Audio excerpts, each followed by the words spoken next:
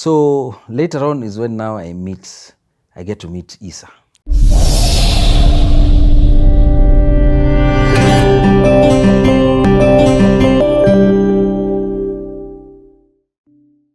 Now what happens? Because now Yes. that is your single. Hakuna mse mwingine. Sasa hiyo umesolidify misi. Kwanza mi ni collabo king. Yes. I can kill hooks. Yes. Does he murder? Alafu hata peke yangu. Naweza pia. Yes. And you know everywhere I used to go, guys would like, hey Lenny bana, tupatie ngoma yako, tupatie ngoma. So there was a lot of pressure on me.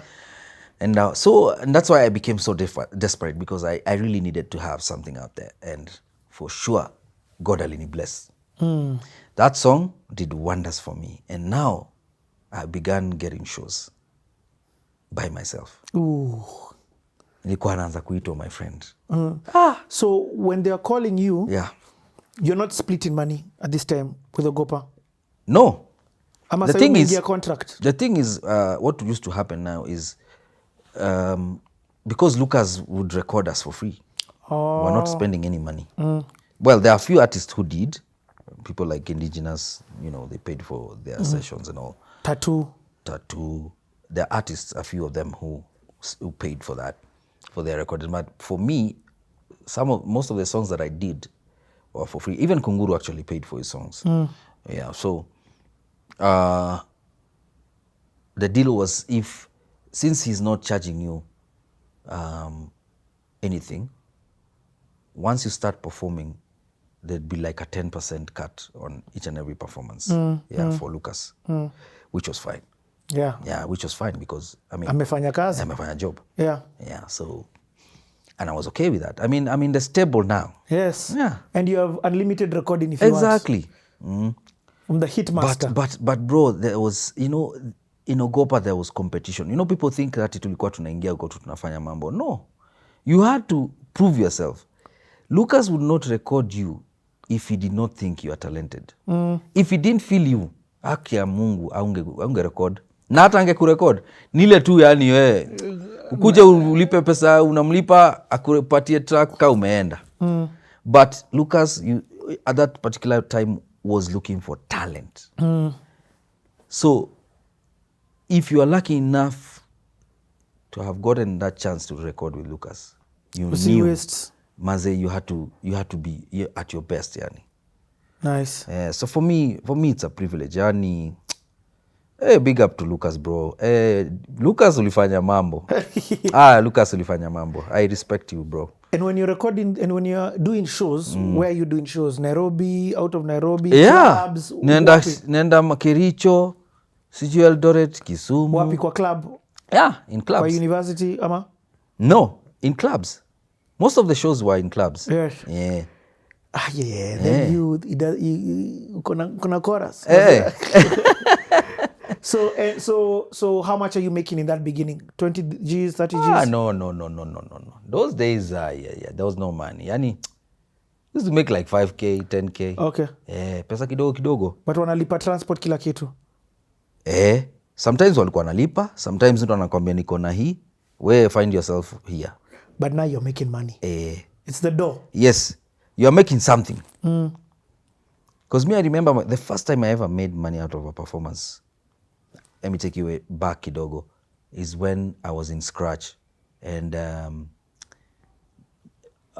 Metro, there was this Metro TV launch. Yes, that was being launched that particular time. And there had so many artists. They'd invited so many artists, and they organized that launch at KICC grounds. So we went to, there's a guy called Flavian Busi. Yes. Flavian Busi did a lot for this industry, because that is where now this music, even video started there. Yes. People forget about that, but Flavian Busi alifanya kazi. Shout out to Flavian Busi also. And so we talked to him, tukamwambia Maze, please tupatie chance Maze tupige show to perform kwa hii show bana. And he was like, no problem. So we went. As Nameless? No. As Tumaini? As Tumaini now. Because we had already changed the name. But, tulikuwa tunangangana bado. So that time I remember a guy like King Kong was like the main guy. The late King Kong, rest his soul in peace maze. Alikuwa kuna ile ngoma yake them love him, them love him, them love him. Them love him, lady choice, them love him. Kitu kaa hiyo. So some of those guys were so big. Then guys like kina Bebe Cool, kina Red Sun, and Chameleon. I think all those guys performed there. So that's like the first time we ever get paid, and we were paid 3,000 shillings. 3,000 bob. To us, that was like a milestone. Yeah. And we shared the money amongst ourselves. I remember we had a manager. What was his name? Churchill. His name was Churchill. Not Churchill. Not Churchill, the one we know, Yes. we all know, but another dude called Churchill. And then there was Roba.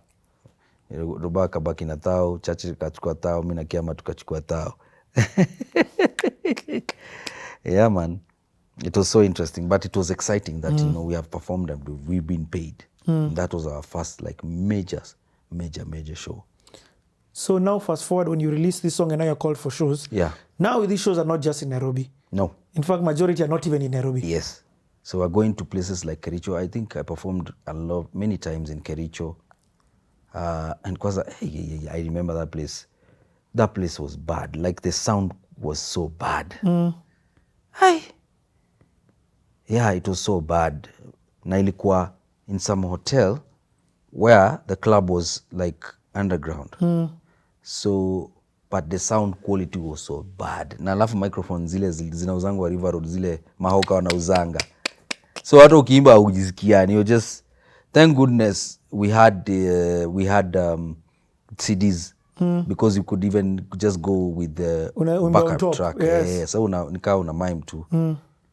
But being a singer, me, I just love singing. Whether or not it's backing track, I just sing. I love singing live.